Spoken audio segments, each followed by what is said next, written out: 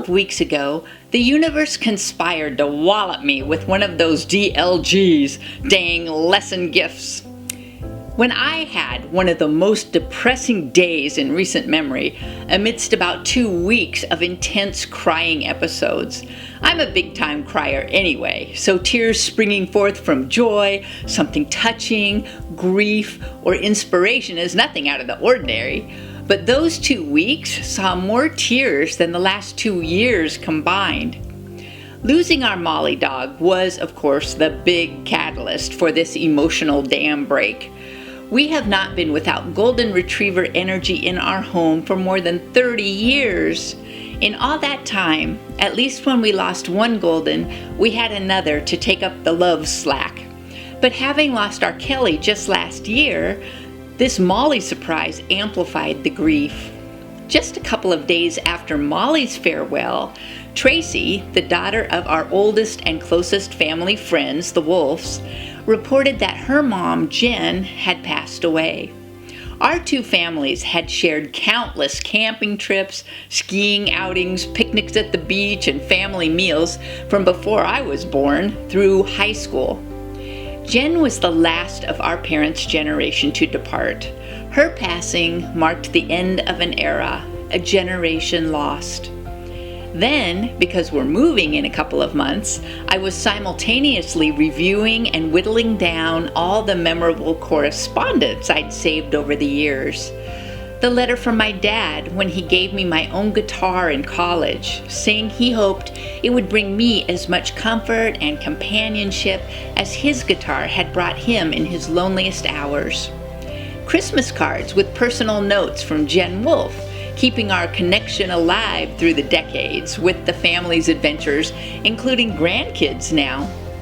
Humorous cards and notes from my best friend from college, Flynn, who later became my sister-in-law and mother of our precious niece. She passed away 12 years ago. The annual Valentine that accompanied the box of See's candies from my Uncle Tom, gone 10 years now, though my dear cousins continue his tradition.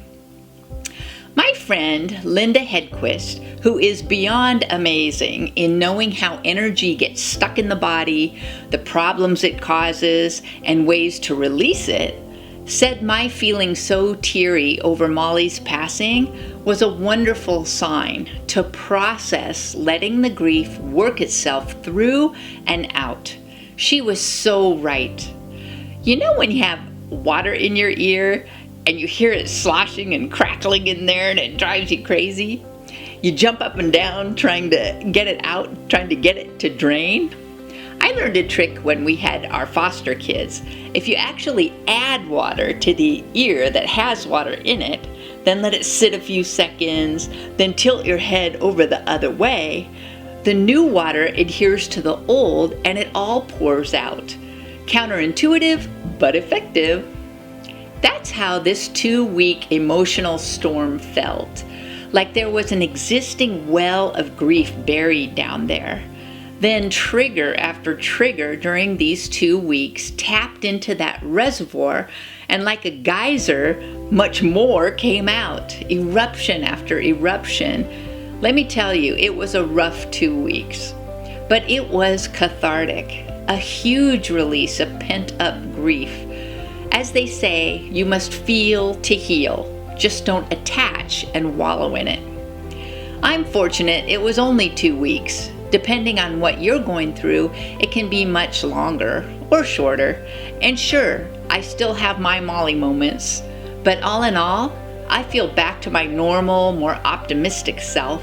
And I feel a little more resilient, strong, and light after letting the grief run its course. I feel a little better equipped to shine that divine.